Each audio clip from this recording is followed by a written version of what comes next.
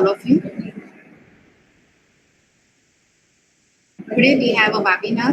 Our speaker is Mr. Deep Patel. Deep Patel is working as a junior software developer at one of the finest company of Vadodara, Civica.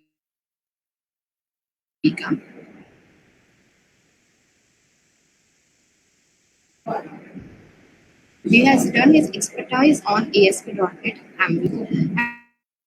Actually, our students are having the subject ASP.NET in our syllabus. And Embassy is a platform which is enabling light on some of the basic techniques.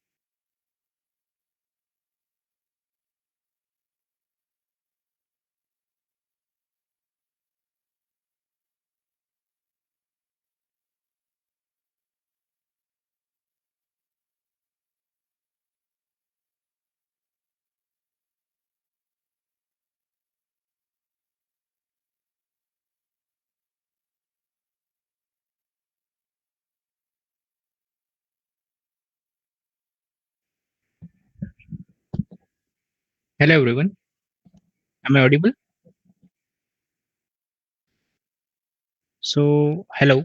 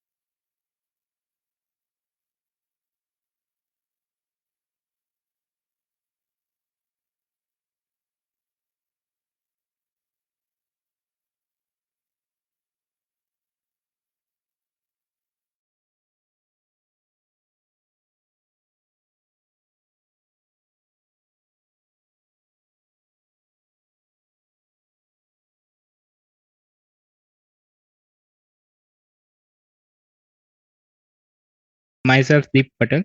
I am a junior software engineer working at Civica, and I have done my projects in different technology stack like Android and ASP.NET MVC, as well as in one of the JavaScript frameworks like Vue.js.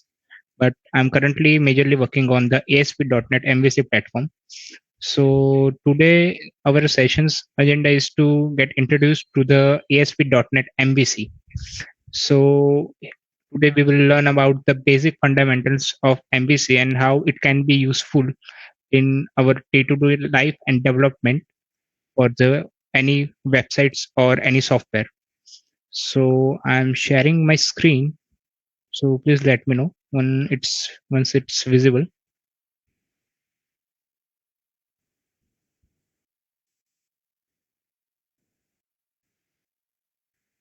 Okay, is my screen visible to you? Yes, sir. Yes. So today's our topic is to introduction to the ASP.NET MVC.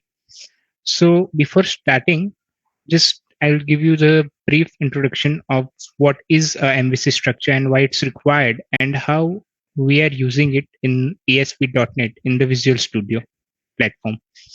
So before MVC came into the picture, we were majorly using the Windows web forms, but certainly the Windows web form was not providing the perfect code maintainability and code reusability.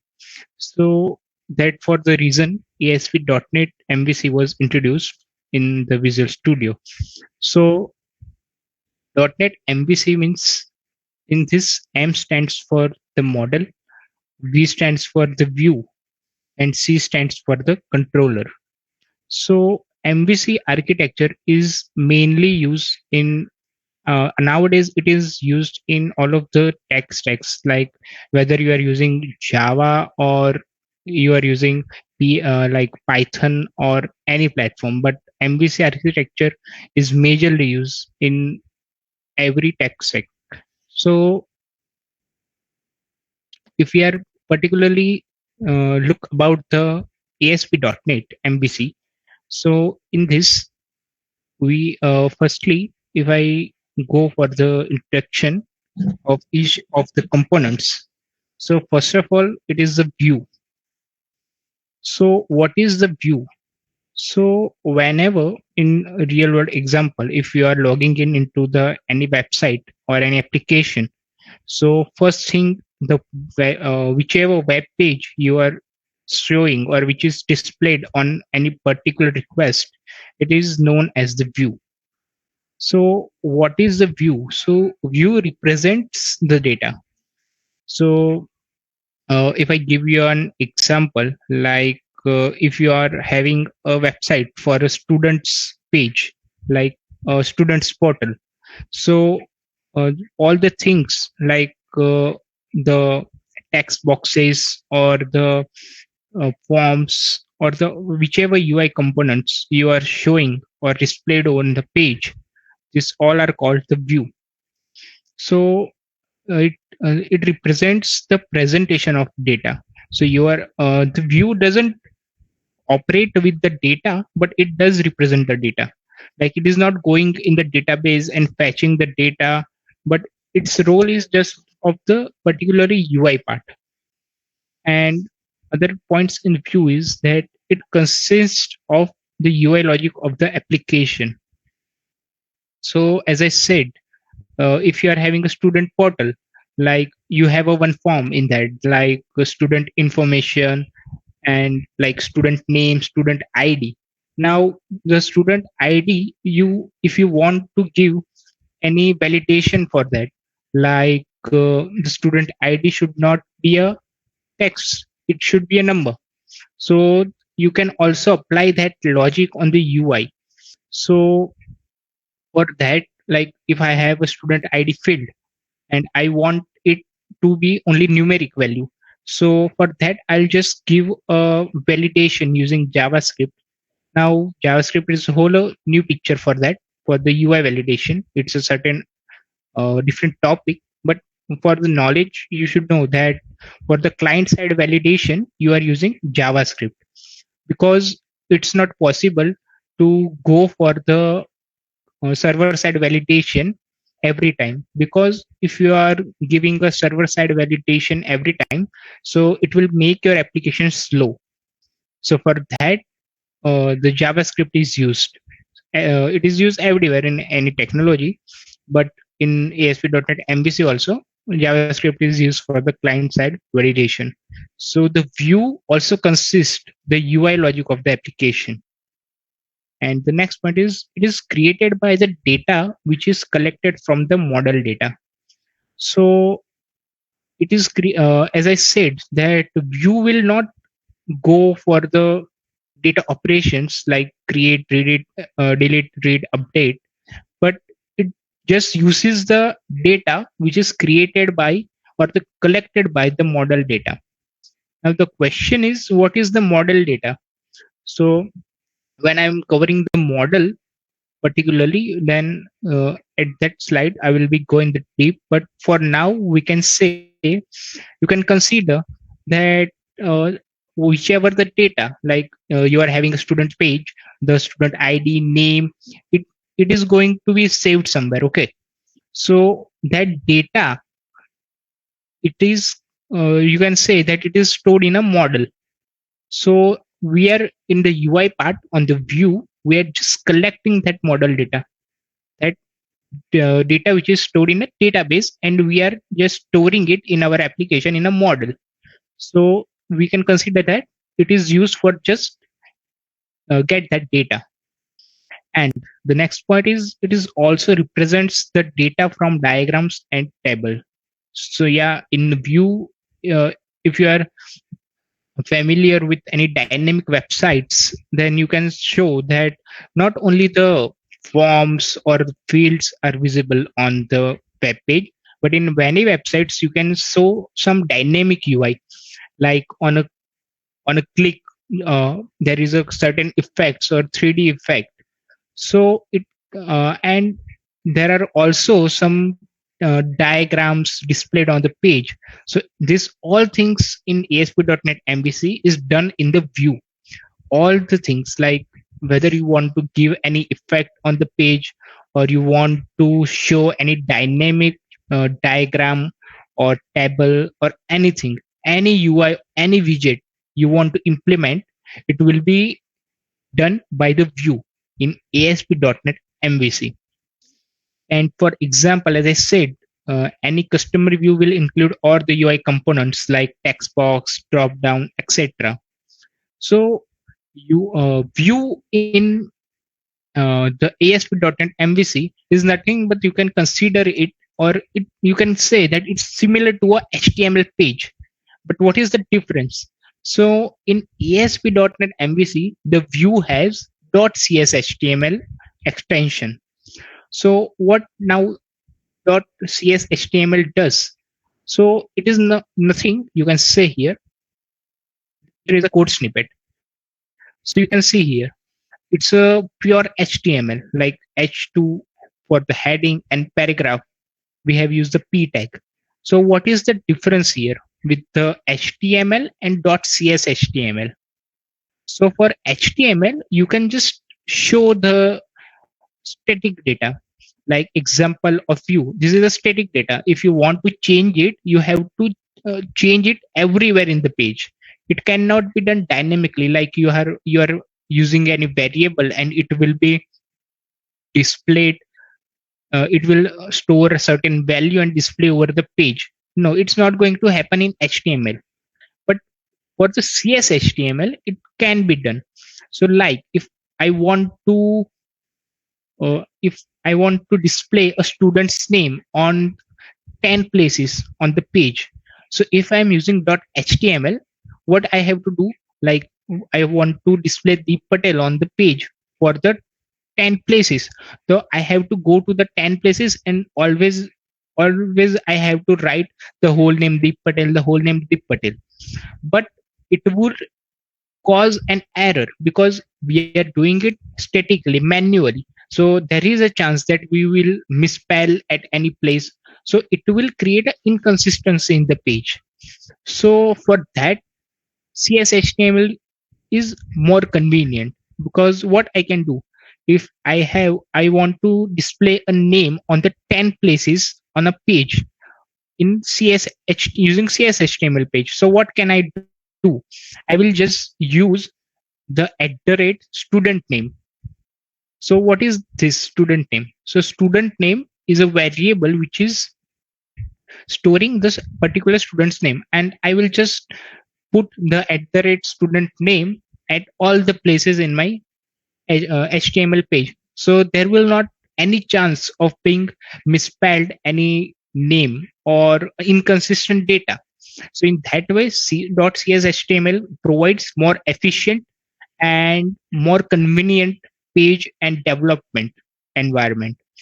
So that's how Vue.cshtml is better than the HTML pages. It provides more functionality. So that was the first part of a MVC. That is a view. So for a summary, you can consider that view is nothing but similar to a HTML page, which displays all the UI logic, all the UI components on the page, but it does provide some more functionality than a normal HTML page and more consistent. In anywhere you will using a MVC in ASP.NET MVC, always for view the .cshtml page is used. Okay, so that was the first component of MVC, that is a view. Now the next components of MVC, that is model. So now what is the model? So the first point is it manages the data of the application. Then there would be a question that how it is managing the data. So as our previous example, you are having a student page, and in that different fields are there. So what you have done, you have created a table for students, okay, in the database. So there are fields like student name, student ID, student class. There are different fields in the database. But how do you use that fields or data in our application? For that, model is used. So what you will do? So a model consists the fields which are going to be used in our application. So for our case, if I am creating a student website, so what can be the fields in the model? So roll number, name, marks, standard, these are the fields. So as you see in the example, there is a class named student. So in MVC, whenever we want to do something with data, the first step, we have to create a model. So model is nothing but a file in which you will store all the fields which are going to be used in the application. So here, public class student, and then there are 4 fields. Now what is get and set? So get is used to get the data from the database. Okay, so it will, or anywhere, any data source, from any data source or database, it will just fetch the value, like here roll number get. So it will fetch the values from the specified data source. And also we can set the values in the model. So here the set will set the values for the model. Sorry. Yeah. So it does set the value for the model. And also we can provide our custom logic to set any value in the model. So it is possible that we will give any custom logic, and on base of that, it can also manipulate the values from the which is coming from the database. So it is also possible in model. In model, you can get the data and set the data from the database, and also you can manipulate, or also from here you can give a validation, but it's a certain different thing. But for now you can consider it to just a place where from where you can get and set the data. So the second point is it stores the data and its related logic. So as I said that in the below field roll number, it will get the data from the specified data source. And if I want to give any logic like the roll number should not be greater than 100, it should be between the 1 and 100, it shouldn't be greater than 100. So also in the set field, I can, in roll number set, I can provide a logic that if roll number is greater than 100, then give this validation that it cannot be greater than 100. So in that scenario, we can say that it is storing the data, and as well as it is also giving the logic or the preliminary steps. Like if I don't know, if I don't give any validation for roll number here, so what will happen? So wrong data will be fetched in the model. Also, it will be passed in the application. So on a later basis, it will cause a error and inconsistency in the application. So for that, it is not. It is preferable that you just finish the validation and the model side or on the UI side, because on the later stages it does give some serious problems. So that was the second point for the model. The third point, that it responds to the request from the view. So now what does it mean? So like uh, I want to see the students who are in standard 10. So what I will do, I will go in the any website, and I will select the standard for like standard equal to 10, and I will then press the find button. So what it will do, on the button click of find, it will go into the model. From the view, it will go to the model. Now what it will do, it will say, okay, it will check in the model all the data. Okay, I have to fetch this much data of the students, but there is a condition where if it is equal to 10, then only give the data. So it will filter out the things, and it from model it will fetch the data. Now the filtering thing is done in the controller. It will we will see in the next slide. But for now, you can consider that model is nothing but used to set and get the data, and you can also give a validation from there. Okay. And the last point is it also responds to instruction from the controller to update itself. Okay. So this is a really important point. So like from controller, if I am saying that if there is a scenario that I have to update any record, okay. So what I will do, I will go in the view, that is the student page, and then I will select that for the roll number 10, I want to give marks 80 instead of 75. So what will I do? I will give 80 in the text box and then click on the submit. So now what it will do, it will go into the model. It will find, okay, the roll number 10. What is the current marks for it? It is 75, but I want to update it. So it will update that value in the model and set it to the 80. So model not only just fetches and sets the data, it can also update the data. So uh, for any updation, deletion, or inserting any value, it does operate on the model data. So you can say the model is a basic repository in which you make all the changes, and it will be reflected on your application. So it is really important to have a consistent model.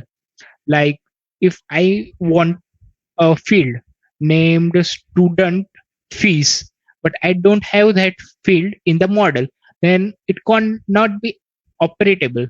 Like I have a text box named student fees in the view, but if I don't have a field for that in my model, then it will give the error that not any operation can be done. So it is really important and mandatory to define all the fields which are required in our application is present on the model. So if I give summary or the key points for the model, so you can consider model as a repository in your application for consisting all the data which is required on your application. Second thing, that it does, you can give validation in that, and also the model operates, and it can operate and also update or insert or delete any record. So this all CRUD operations can be done on the model. But if a model and if you want to add any new field, you have to add it in UI also and also in model, because if you don't have that field in model, it will create an inconsistency in the application and give an error for that. Okay, so that was the second components for the model. In MVC, our second component was model. So now the third, we will go through the third components, which is the last components of MVC. That's the controller. And you can also say that controller is the heart in the MVC, because controller is the one who is breaching the gap between the model and the view.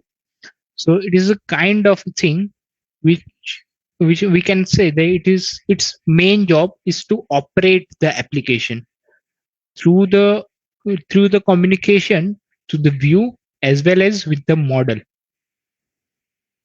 So here, so now what is a controller?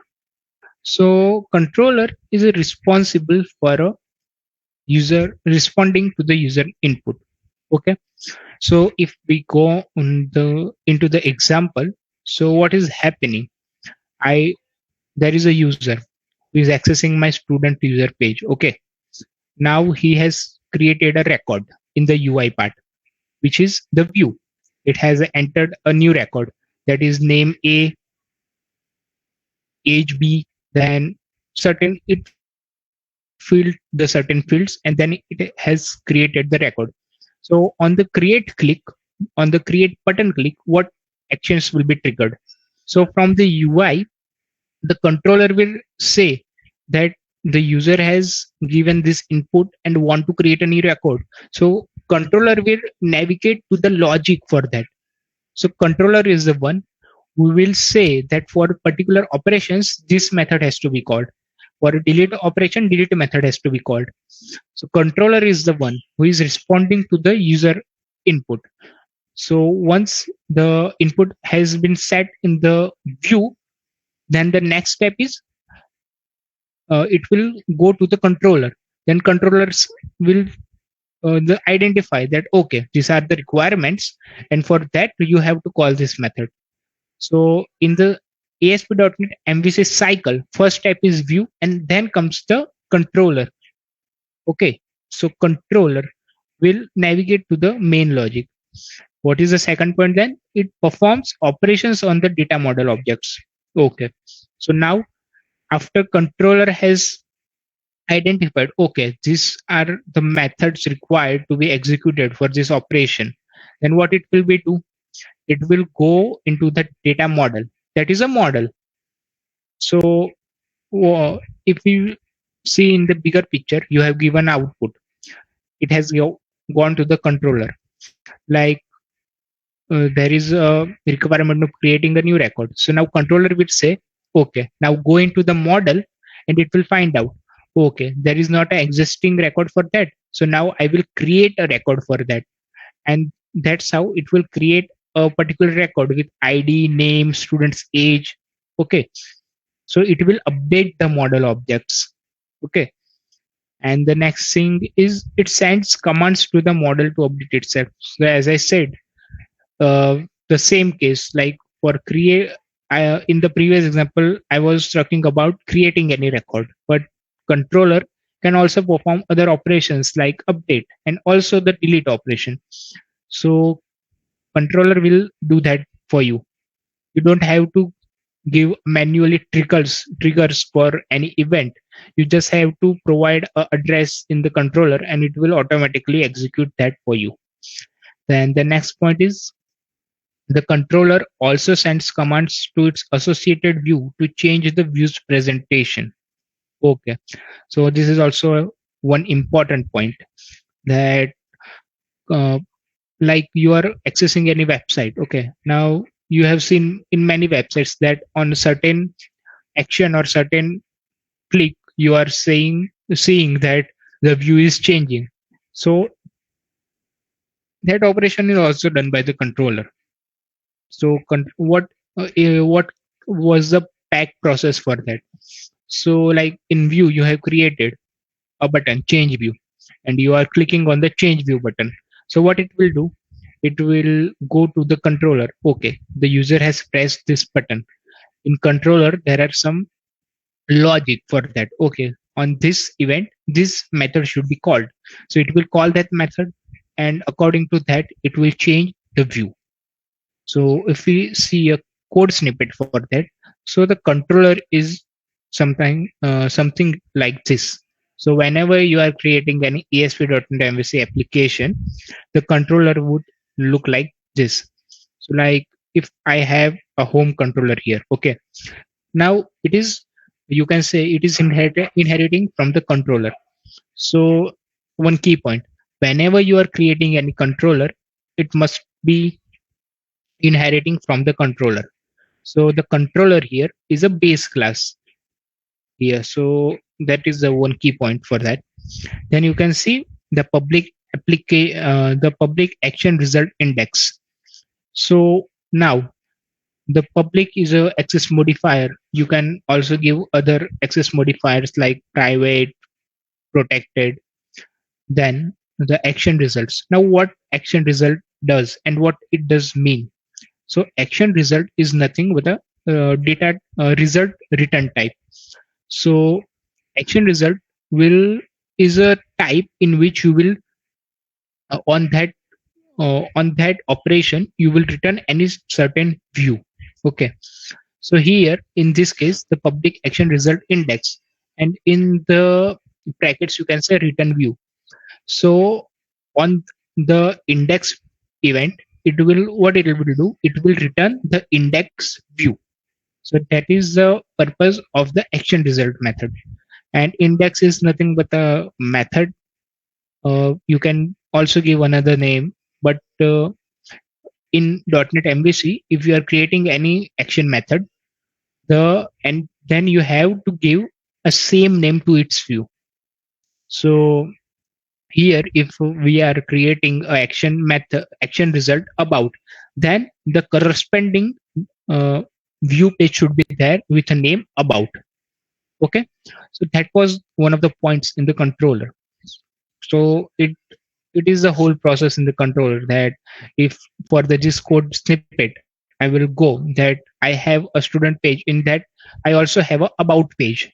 So on the click of about button, what it will do, it will go into the controller. Okay, in which controller I have to go, in home controller. Okay, now in home controller the user has clicked the about button, so which method is for about click. So here the about button, the about action result is there.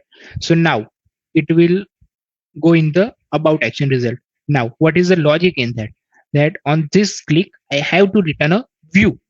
So it will go and find in the views folder in the application that what is the corresponding view for the about action result. So it will find out of one page about.cshtml, that it will return that view. So that was the whole cycle of the controller. So in that way the controller does work. And if I give the basic explanation of these three components and its interaction between each one of them. So what is the first step? We have seen the three components, the view, model, and the controller. Okay. So these three components, how it is used and how it can interact with each other we in a certain pattern. So we will see that now. So here you can say, you see here, first step is the view. Okay. So you have login into the application and you are seeing a web page there. So there is the one first point, the cycle of ASP.NET. In that first step is view. A user has logged in and seeing a particular view. Then what is happening? Now you are on a website. So uh, surely you are going to do something on that website. Like you have searched for any like input, like give me the results for the students who are getting greater than 80% or any input. So now what will be happen? You have given the input, so it will now go into the controller here. After the giving the input, it will go into the controller. So now what does controller do? Now there can be two scenarios. that on in a controller you want to give a view page edit, like you on a certain event there you want to give any view, and there can be a second scenario that on other scenario is that you want to update, delete, or edit some data. So this can be the possible two scenarios for the controller. So now if you have given that on this click I just want to view the other page, that I just want to change the view. So what can be the cycle for that? That you have given the input, and on that event, the controller is modifying the view and again displays to the user. So that can be the one scenario. And the other scenario is like the user has given the input. Now he want to update some data. So what will controller will do? Controller will go in the model, like update the student name for the roll number 10. So it will go in the model and it will apply the certain logic in that, and it will update that data. Now the updated data from the model will be will be shown into the view to the user. So that is the second thing. So that can be the two scenarios, and also there are third there is there is a third scenario also, that after giving a modification instruction to the model is again giving the data to the controller, and controller just replacing that data in the view. So that can be the third scenario. So that's how the basic three scenarios for the ASP.NET MVC in which it can occur, or in which step it can be done. So that was the three things about it. So the basic thing, if I summarize the controller and model and as well as view, if I summarize these three components, so what is the view? View is nothing but you can consider it is similar to a HTML page, but it does provide some more functionalities than a normal HTML page. Now the model. What is model? Model is nothing but you can consider it as a repository in your application to which are storing the fields which you want to use in your application. That is model. Now what is a controller? So controller is nothing but it's a it just breaches the gap between the model and the view. Controller is the one who will control your whole application, and in on every action it will just manages that request. Anytime any request or any event has occurred, it will go to the controller, and controller will navigate it to the particular or the desired method and give the desired output. So controller is nothing but it is used for that purpose. Like if if there is 100 records in a database, but it doesn't mean that every time I want to show that 100 records. If I want the first 10 records, then I will define a logic for that in the controller, that if that button is clicked, only fetch the 10 records from the database or the model. So controller is used for the filtering and the navigation for the desired application data. So it is the heart of the ASP.NET MVC. It does control everything into the application. So that was for the controller. So now, if I we want to understand the MVC architecture for the ASP.NET MVC perfectly, so there can be a real world example for that. So I'll just explain it with the real world example so the concepts and fundamentals can be more clear. So suppose you are going into the hotel. Okay. So here, if you are going into the hotel, so what the first thing you will do? Will go onto the table. Now, on the table, there will be a menu list. Okay. So the menu list is nothing but the view. you can consider it as a view that you have gone there, you have seen into the menu that it is the dishes there. Now what you will do, you just select one of the dish and you will call the waiter, that and waiter will come. So what you are doing, you are a user, you have an shown a view that is a menu, and from that you want to take some dishes. So what you are going doing, that you are just saying the waiter that you require just dishes. So in this case, what is a waiter? Waiter is a controller, because you have shown a view that is a menu, and you are giving a specified request to the waiter. Now what will the waiter do? Waiter will check that is that this dish is available or not. So what is waiter is doing here?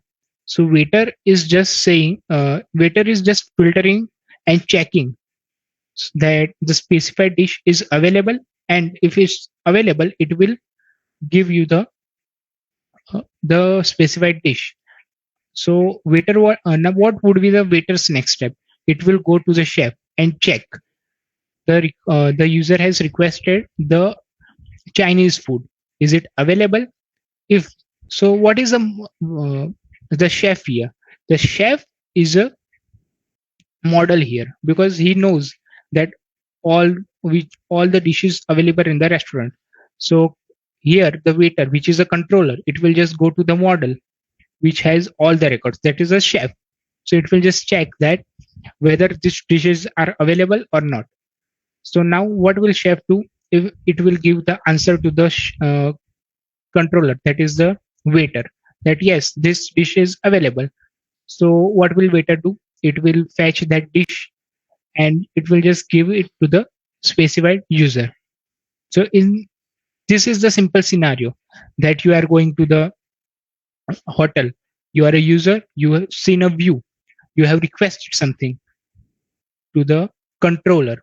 Controller is going into the model and checking if the requested result is available, and if it is available, then it will give you the output, and if it is not available, it will give you the error. So that was the simple scenario for the MVC architecture, the real world example for the MVC architecture. So that was the case here. So yeah, that's all from me on the MVC architecture and the ASP.NET MVC basics. So please ask any if you have any question, then please feel free to ask.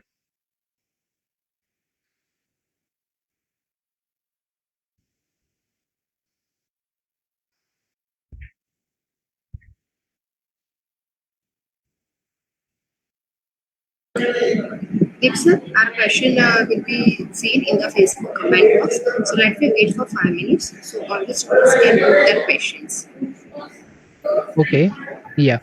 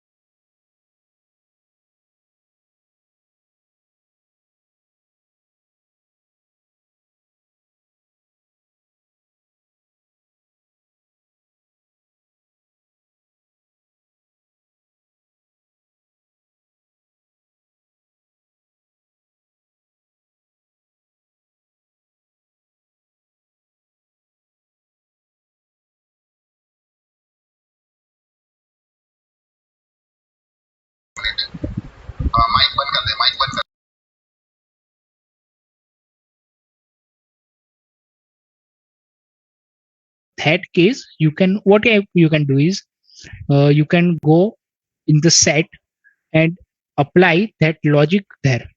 Like set if the roll number is less than 0, that is a negative value, then give that negative number value is not allowed. So that's how you can give a custom validation.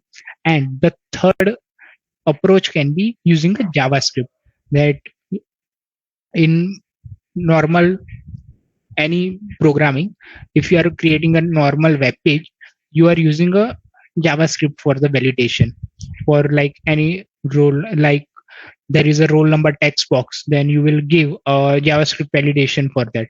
So the same thing you can also done for the MVC application also. So there are total three ways how you can give the validation. First, if the any built-in attribute is available, then you can directly use that in this, in like for example the required attribute to make any field a compulsory field.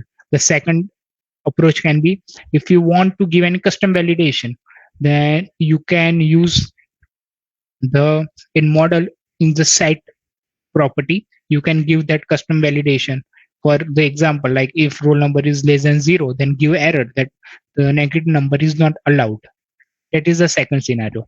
And the third scenario is the third approach, which I think you have done many times, and it is a very common approach, that for any text box, like in CSHTML page, you are having a roll number text box.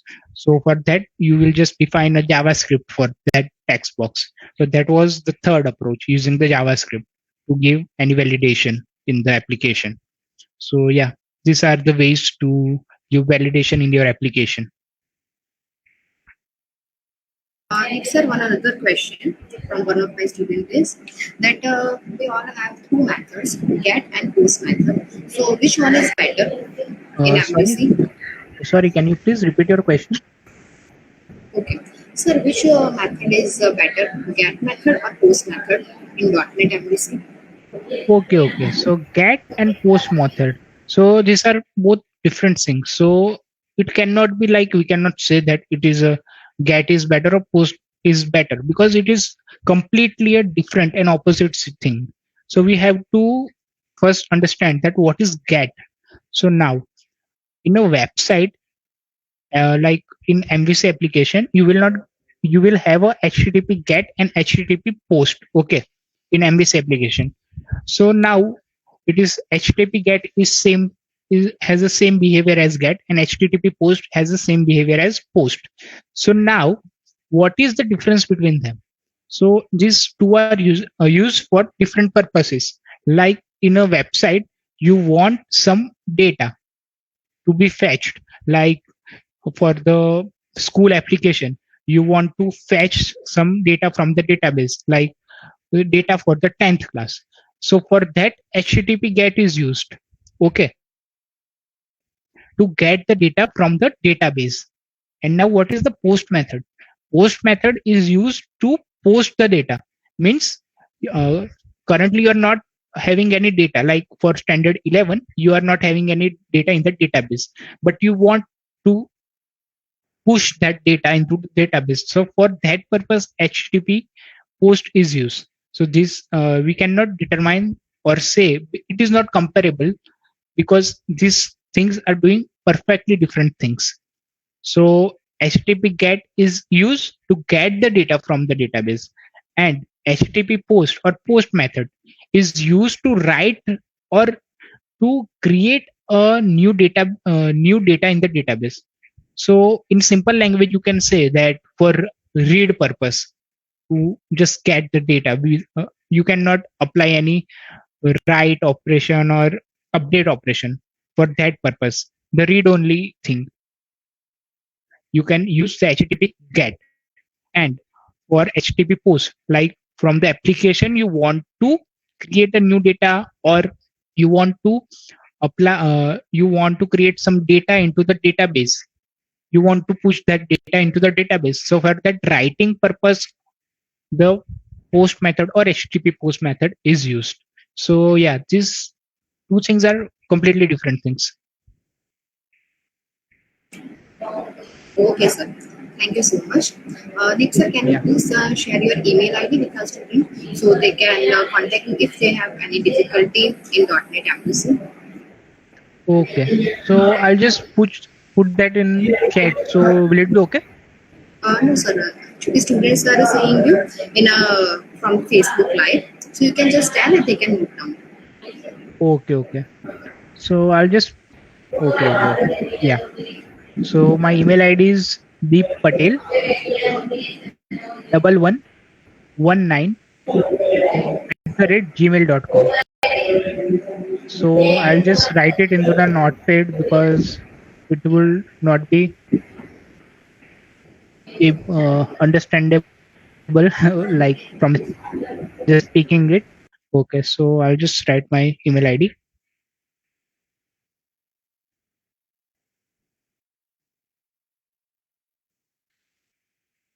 Okay, so this is my email ID, Deep Patel 1119 @gmail.com.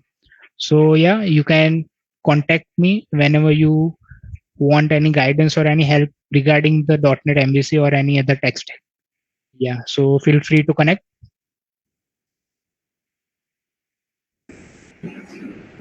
Okay, sir. Thank you so much. Thank you for your valuable time and your guidance. We hope that we will meet again with some new topics and some new advancement of technologies. Thank you, sir. Yeah, sure. Thank you very much.